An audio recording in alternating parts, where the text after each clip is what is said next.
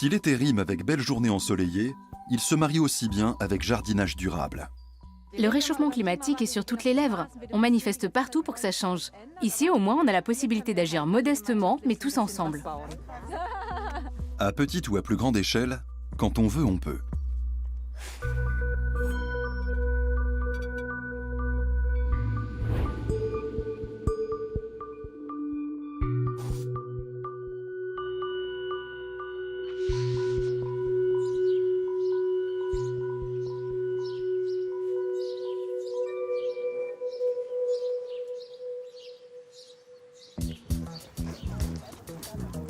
Le printemps est de retour dans le quartier de Berlin-Britz où 30 bénévoles s'activent autour d'un grand projet.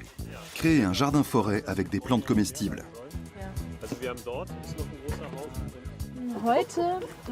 On s'apprête à planter dans la mare qui vient tout juste d'être terminée. C'est l'un des chantiers participatifs phares dans ce type de jardin.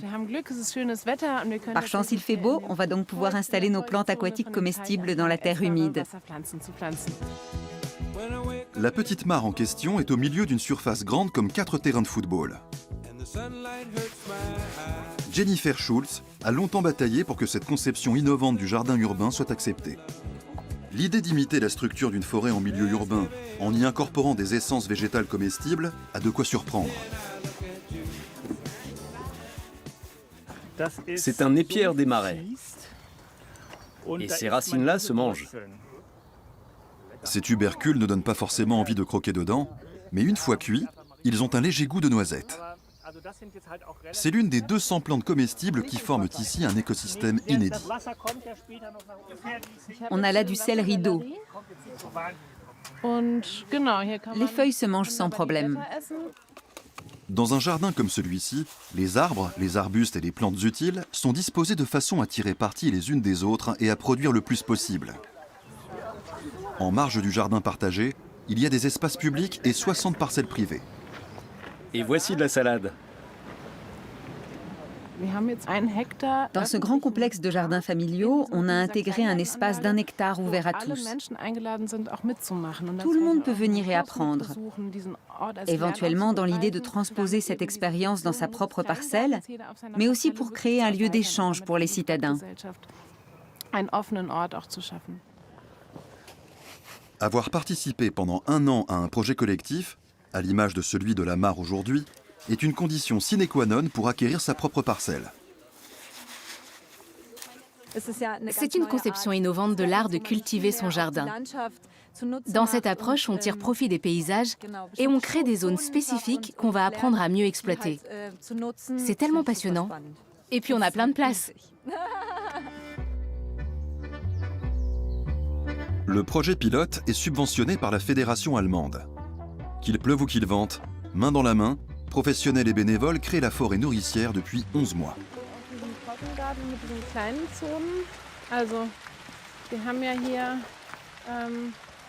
Le mois d'avril, pluvieux et froid, n'entrave en rien le cours des opérations. La paysagiste Jennifer Schultz poursuit le plan de plantation qu'elle a spécialement mis au point avec son équipe de l'université de Potsdam. Il prévoit de semer du trèfle, réputé pour ses vertus esthétiques et nourricières. Je suis censée répartir le trèfle renversé entre le trèfle souterrain et la luzerne, c'est ça? C'est ça. Jardiner en ville en s'inspirant de la forêt et cultiver des aliments, tout un programme que la scientifique a rapporté dans ses valises à son retour du Brésil. C'était d'ailleurs un de ses domaines de recherche. En fait, tout est parti de mon amour de la forêt. Pour moi, c'est la matrice. On vient de la forêt. L'Europe centrale est tapissée par des forêts. Dans les villes, on a un problème de réchauffement climatique. On a des soucis de biodiversité et les gens ont envie de jardiner. Pour répandre les graines, il suffit de les laisser passer entre les doigts. Je veux faire ce que je peux à mon petit niveau.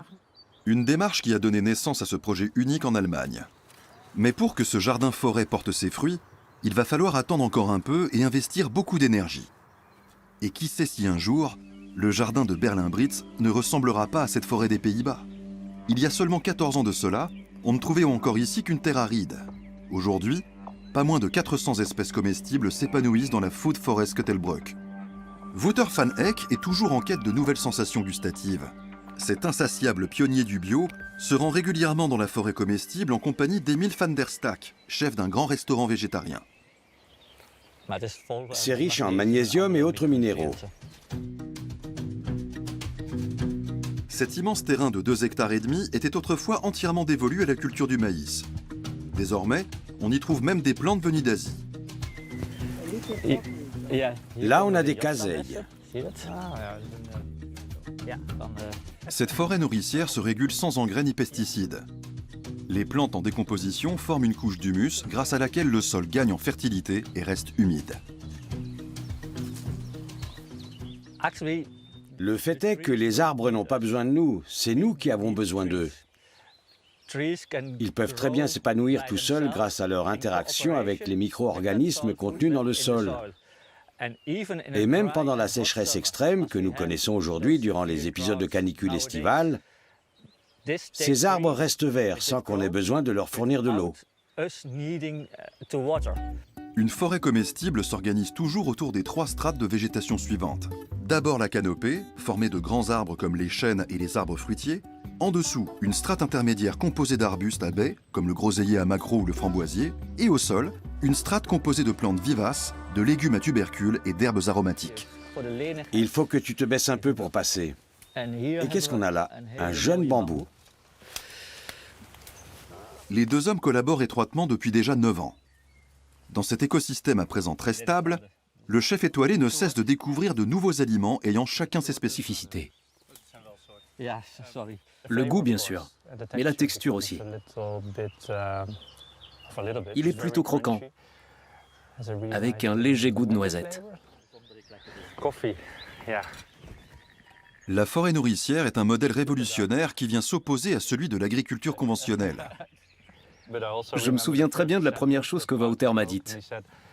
L'agriculture, telle que nous la connaissons, c'est un champ vide au printemps, puis de grosses machines qui carburent aux énergies fossiles et répandent des tonnes d'engrais et de pesticides en été, pour finalement retourner à la case départ et se retrouver avec un champ désert. Mais ce n'est pas comme ça que ça marche dans la nature. Mon métier consiste notamment à séduire les papilles gustatives des gens et les impressionner avec ma cuisine. Alors avoir un large choix de 400 plantes comestibles, c'est un plus. J'ai donc de bonnes raisons de vouloir plaider pour cette manière de cultiver.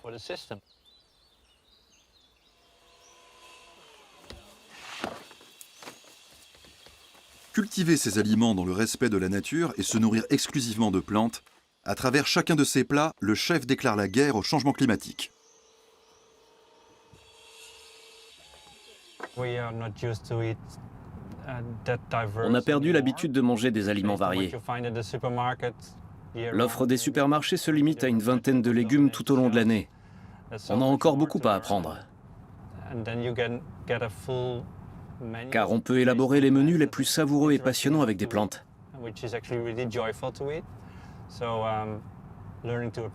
Il nous faut retrouver le goût de la diversité des produits végétaux afin de mieux assurer notre avenir. Les petits trésors dénichés dans la forêt prennent dardard le chemin des fourneaux. Mais pour le chef et son équipe, la cuisine est avant tout un laboratoire permettant d'expérimenter sans relâche de nouveaux goûts, textures et méthodes de cuisson. On n'est pas au bout de nos recherches pour optimiser la manière de préparer ces plantes. Et ce n'est pas une mince affaire. J'aimerais que le plus de gens possible soient témoins de nos méthodes, en tirent les enseignements, ou même nous copient. L'esprit créatif de ces plats a payé, car le restaurant d'Emile est aujourd'hui doublement étoilé au guide Michelin, alors que le chef n'utilise que des plantes de la forêt-jardin et renonce complètement à la viande. Les produits d'une forêt nourricière sont probablement meilleurs sur le plan nutritionnel. Ce ne serait en tout cas pas étonnant, même si cela reste à prouver scientifiquement. Afin de garantir à sa clientèle une cuisine variée tout au long de l'année, l'équipe teste constamment des ingrédients inédits et recourt à de vieilles techniques en faisant fermenter, sécher et mariner les aliments. Derrière ces aventures gustatives, des principes simples. Il faut adopter un régime le plus varié possible, principalement à base de plantes et faire la cuisine soi-même. Toute la différence est là, et elle sera énorme si tout le monde joue le jeu. Et nous avons tout à y gagner, y compris la nature.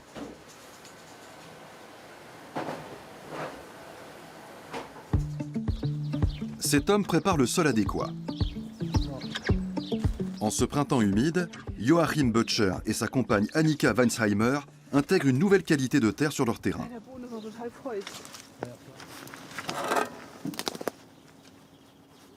Incroyable. 3 vers de terre dans ce tout petit espace. C'est super. Et regarde comme ils sont gros. Ce sont des lombrics, ceux qui aèrent le sol. Voilà presque 30 ans, l'ingénieur en horticulture s'est installé à la campagne dans le land de Rhénanie-Palatinat. Il est tombé sur un sol argileux peu fertile qu'il a métamorphosé grâce à une technique vieille de plusieurs millénaires.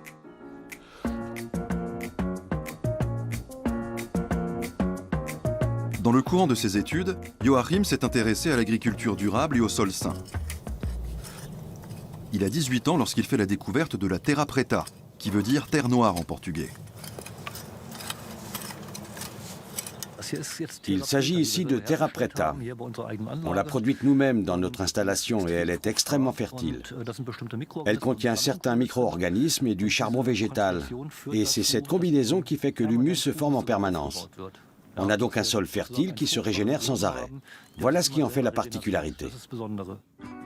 C'est une technique très ancienne qui permet d'obtenir cette terre noire, à partir d'une technique ancestrale découverte par les archéologues en Amazonie.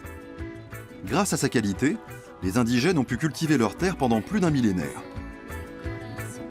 La recette consiste à mélanger des restes de charbon de bois, des déchets alimentaires et des matières fécales dans des jarres en terre cuite. Une fois fermentée, cette composition était parsemée sur leur champ. Elle garantissait la présence durable d'humus. C'est en 2005 que Joachim entend parler pour la première fois des fabuleux pouvoirs de la terra preta. Il essaye alors d'en imiter le secret. Son jardin est devenu un laboratoire. Sa recette initiale combine du charbon de bois, des déchets du jardin et des micro-organismes. C'était mi-empirique, mi-scientifique. Ce qu'on a fait, c'est qu'on mettait toujours la même quantité de compost sur une plate-bande et toujours la même quantité de terra preta sur une autre. Et puis on a planté la même chose dans les deux. Au bout de 4 semaines, on a remarqué que les plantes du côté compost poussaient plus vite que celles du côté opposé. C'était frustrant. Mais j'ai vaillamment continué d'aller au jardin. Et dès la 5e semaine, mes efforts ont été récompensés. On a constaté des différences notoires entre les deux méthodes. Les plantes de la terra preta étaient nettement plus robustes et vigoureuses. Leurs racines étaient de bien meilleure qualité, les pousses étaient plus nombreuses. À la 6e semaine, ces différences sautaient même aux yeux. On a d'ailleurs fait la récolte 2 semaines plus tôt et collecté des plantes d'une éblouissante santé. Pas besoin d'un dessin pour comprendre que quelque chose s'était passé. Une avancée décisive pour Joachim. Après de nombreux tests, il finit par mettre au point la première installation au monde de Palaterra, sa variante locale de la terra preta.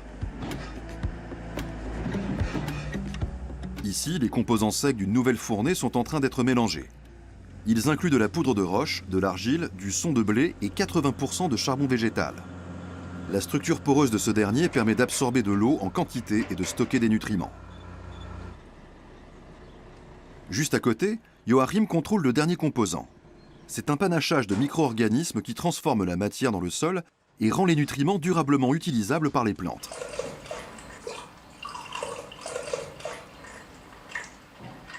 Ce qu'on a découvert, c'est qu'une concentration bien précise de micro-organismes, c'est-à-dire de champignons et de bactéries, contribue à l'activation biologique du charbon végétal, ce qui va donner la vie à la terra preta et lui conférer des propriétés bien spécifiques. Quant à la nature des micro-organismes, cela restera un secret bien gardé. Le concentré final est dilué avant d'être réparti sur le charbon végétal. Dans l'approche qui est la nôtre, nous intervenons très peu. On observe ce que la nature peut faire pour nous et ensuite on voit comment on peut lui aménager des conditions idéales. C'est précisément ce que les peuples indigènes ont fait des millénaires avant nous. On se contente de les imiter. Les micro-organismes sont placés à l'abri de l'air et passent à l'action.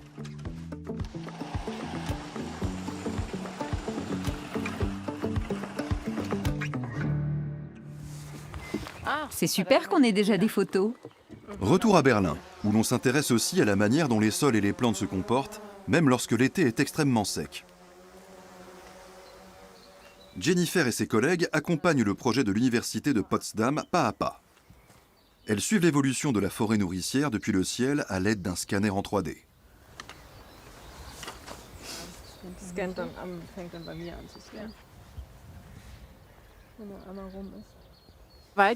On connaît mal les forêts nourricières et les recherches sur le sujet ne sont pas du tout avancées. On n'a donc pas de données chiffrées sur leur fonction naturelle. Grâce à la haute précision de ce scanner, on a des mesures extrêmement précises.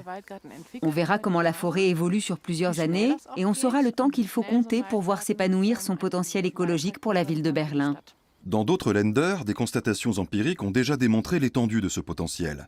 La forêt nourricière emprisonne du gaz carbonique et fait baisser les températures. Le sol, riche en humus, absorbe l'humidité et constitue un excellent terreau pour une grande variété de cultures. Elles sont aujourd'hui étudiées de près, car la démarche inclut un autre volet, la sensibilisation à la nature. Vous pouvez chercher autour de vous une fleur rouge. En frottant un de ses pétales, vous verrez qu'elle déteint. Vous pouvez par exemple collecter quelques couleurs dans la nature. Pour beaucoup d'enfants, observer directement des perce-oreilles ou des coléoptères est une nouveauté. C'est un peu le moment de vérité pour moi, car ça fait 2 ans que je m'y prépare. Je me suis creusé la tête pour trouver des activités à mener avec les enfants, mais avec les adultes aussi. L'idée de l'apprentissage interactif est très présente dans ce concept. Les enfants sont sur le terrain et ils tirent les enseignements de leurs propres expériences. Ici, on apprend la valeur du respect, mais aussi à mieux connaître la nature et à distinguer les plantes comestibles de celles qui ne le sont pas, sans oublier l'ouverture à des goûts dont on ignorait tout. Vous pouvez très bien goûter une de ces fleurs blanches. Elles ont un goût intéressant. Celle-là? Exactement. C'est une étoile de printemps. Et vous pouvez tout manger, les feuilles et la fleur. La nature n'est pas ordonnée. Elle est plutôt sauvage, d'après moi. Et on la laisse faire ici. Elle pousse un peu comme elle a envie. Et non pas comme nous on a envie.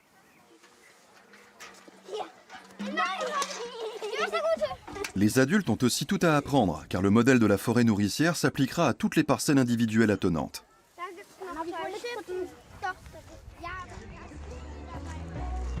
Ces parcelles privées sont encore difficiles à identifier, et pour cause.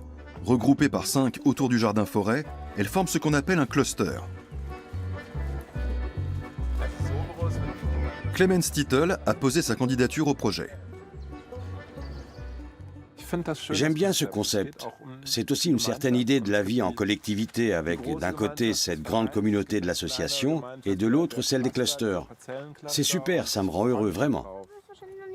Il n'y a personne qui a arraché d'érable ici. Alors c'est toi qui vas t'en charger. Tu seras notre arracheur d'érable. Et toi, tu seras responsable des pissenlits, Jacob. Tu es d'accord? Et tout ce petit monde est impatient de voir le résultat de la première récolte. Mélanie Hollenbach a un dada, les jardins miniatures. Elle adore végétaliser les balcons. Mais au lieu de géranium, elle cultive uniquement des plantes comestibles, également très appréciées des insectes. C'est un sacré aimant pour les bourdons.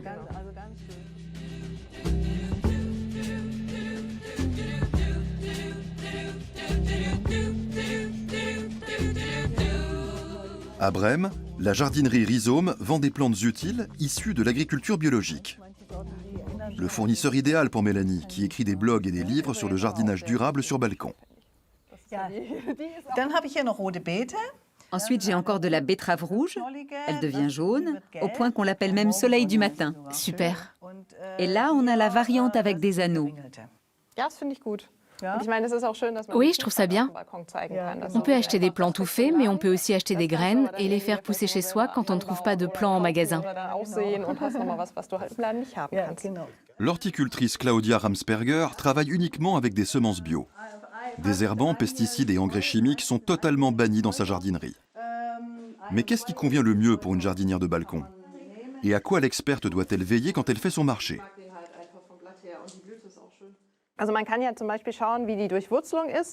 On peut par exemple regarder si les racines sont bien formées ou si la terre n'est pas trop humide, ni trop spongieuse. Je le remets dans son pot. Et quand on a un pot, par exemple, si les racines sortent par le bas, on voit déjà que la plante est là depuis un petit moment. La couleur brune des racines indique que la plante a déjà un peu pourri. Ce que je regarde en premier, c'est la vitalité de la plante. Mélanie sélectionne une panoplie de plantes comestibles qu'elle utilisera dans ses ateliers. Reste encore à sélectionner de la terre, de préférence sans tourbe, ce qui est très difficile à trouver. La tourbe est présente dans 80% de la terre qu'on utilise pour jardiner et c'est un vrai problème dans la mesure où son extraction libère de grandes quantités de CO2 stockées dans les tourbières. Les fabricants ont du mal à y renoncer, mais il existe des substituts comme les fibres de bois et de coco, l'argile, le compost ou encore l'humus d'écorce. La texture est bien grumeleuse. La voici parée pour les ateliers. Cultiver un potager sur son balcon procure des fruits et des légumes bons pour la santé et délicieux, mais constitue aussi une démarche résolument écologique. Il faut savoir que les oasis de verdure privées, disséminées aux quatre coins de l'Allemagne, recèlent un énorme potentiel. En effet, pas moins de 79% des ménages allemands disposent d'un jardin, d'un balcon ou d'une terrasse. La superficie des 17 millions de jardins privés équivaut grosso modo à celle de l'intégralité des réserves naturelles d'Allemagne. Mélanie donne des conseils pour aménager ces espaces souvent sous-estimés, en préservant les ressources et en favorisant les insectes. Je collecte ce genre de barquettes en bois un peu partout, au magasin bio ou au marché. Dès la première utilisation, elles finissent à la poubelle. C'est un vrai gâchis, alors qu'elles pourraient tenir 2 ans. Faire du neuf avec du vieux. La leçon à retirer de l'atelier de Mélanie, qui a lieu sur le terrain des Amis du Jardin de Brême, porte sur l'utilisation de corbeilles à fruits usagées plutôt que de cache-pots en plastique. Et pour la couche de drainage, les 4 participantes récupèrent des pots en terre cuite usagés afin d'éviter à l'eau de stagner au fond du pot. Ensuite, on s'intéresse au terreau bio. Mélanie recommande de jeter un coup d'œil attentif à la liste des composants. Contrairement à ce qui se passe pour les produits alimentaires, la désignation bio n'est pas protégée par la loi pour le terreau végétal. Si j'ai un conseil à vous donner, c'est d'utiliser cette terre très précieuse sur de très longues durées. On peut très bien la recycler, même en la ressortant 1 an après. La plate-bande du balcon est prête, les plantes peuvent y prendre place. Mélanie conseille de combiner différentes plantes dans un même bac. Cela n'épuise pas la terre et c'est aussi agréable à regarder. Il me reste encore des oignons nouveaux et là de la ciboulette. J'ajouterais bien une 3e plante si ça va. Mais bien sûr, dis-moi ce qui te ferait plaisir. Encore une bricole. Pour l'instant, j'ai de la betterave et de la ciboule. La feuille de chêne, tu la voudrais en rouge ou en vert? En rouge. Je n'avais encore jamais testé ces cultures mixtes, c'est-à-dire différentes choses plantées dans un même pot. Je suis emballée par cette manière de faire que je découvre ici. C'est passionnant et exaltant aussi.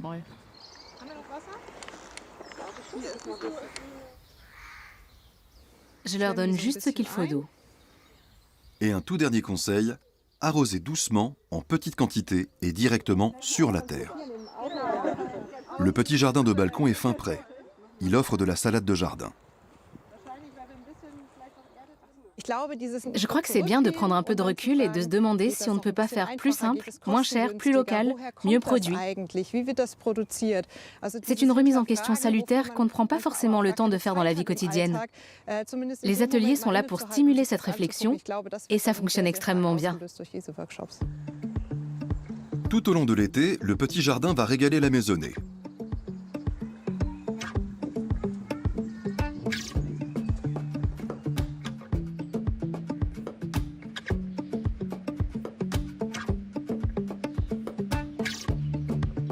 C'est sous ce film que la terre noire de Joachim a reposé pendant 3 semaines.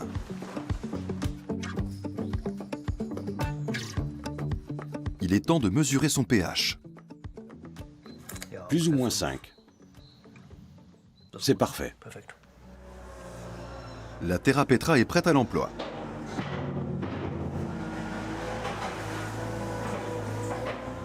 Ce concentré naturel et riche en nutriments fait parfaitement office de terreau végétal sans tourbe, d'amendement ou d'engrais organique.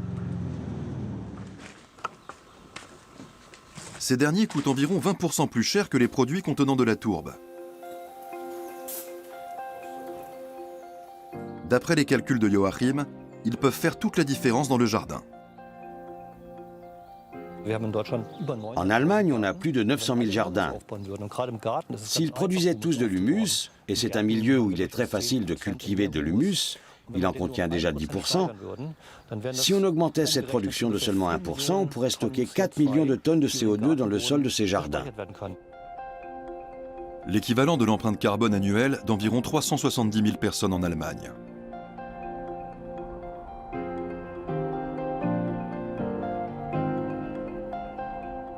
Des sols sains promettent de bonnes récoltes, comme le sait bien Paul Rabe, le chef d'exploitation de la ferme solidaire Lebensberg.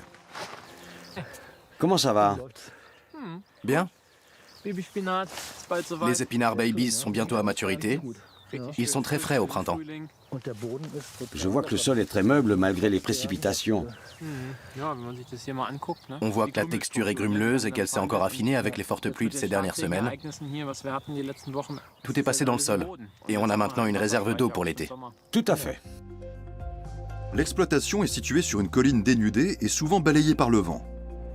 Depuis 3 ans, on y plante donc des arbres et des haies et on enrichit le sol pauvre avec de la terra preta. Regarde-moi un peu ça. Incroyable la différence. Il y a 3 ans d'écart entre les deux. Édifiant. Voici à quoi ressemble la terre qu'on a en haut. Et on voit très nettement que le sol est compact et que sa texture est complètement différente, alors que là, on a clairement affaire à un sol vivant. Ce sol-là est mort. Paul Rabe utilise aussi la terre de Joachim dans sa serre. C'est une pierre à l'édifice de l'agriculture régénérative. Ce seront les prochains à sortir, puis viendront les concombres et à côté les tomates.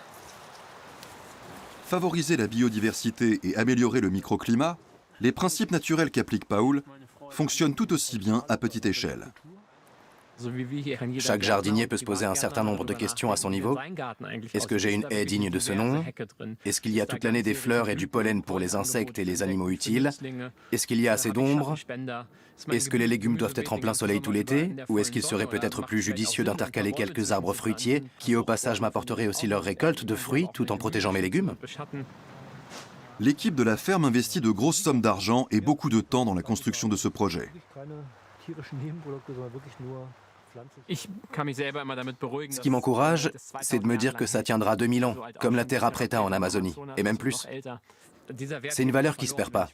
On peut calculer combien de générations pourront profiter de ce sol rendu sain et fertile. Il y a vraiment un retour sur investissement. Reprendre à leur compte des technologies très anciennes et repenser les fondements de l'agriculture est le ciment de la collaboration des deux hommes. Il faut vraiment parler dans le micro. Oh non. Et les enceintes alors, elles sont où? 2 mois après la campagne de plantation printanière, le jardin forestier est officiellement inauguré avec des invités de marque issus de la politique et de la presse.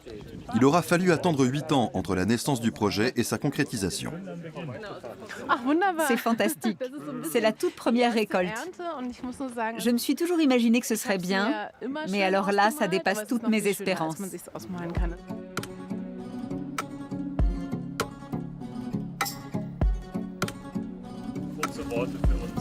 Mais pour en arriver là, le chemin a été laborieux. Jennifer Schultz, à l'origine de ce projet pilote à long terme, a dû faire œuvre de persuasion. Le seul mot que les gens retenaient, c'était forêt. Il a fallu déployer des trésors de communication pour leur faire comprendre qu'il s'agissait d'une forêt comestible. Expliquer et expérimenter sans relâche, telle est sa devise. Ce serait bien que nous jetions tous un œil sur le jardin partagé. Il s'est justement paré de ses plus beaux atours. Et ce n'est qu'un début. Dans les années à venir, un suivi scientifique permettra d'étudier avec précision tout le potentiel d'un jardin forestier et de fournir des données précieuses dont d'autres villes pourront profiter à leur tour.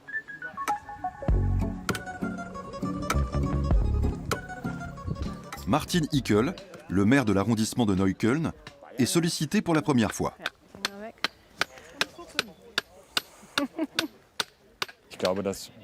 Je pense qu'un tel projet pilote peut servir de modèle au jardin du futur.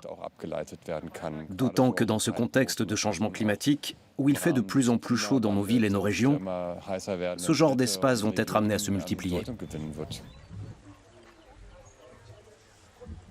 Utiliser différemment les surfaces urbaines, renforcer le sens de la communauté et cultiver des aliments en ville, voilà qui devrait faire école. L'initiatrice du projet en est persuadée. Nous voulons réintroduire une forme de jardinage qui soit en harmonie avec la nature, sans gommer tout ce qui se passe naturellement, mais en tenant compte du fait que la nature est variée et que tout ce qui n'est pas planté et pousse naturellement peut avoir un effet spectaculaire sur le plan écologique.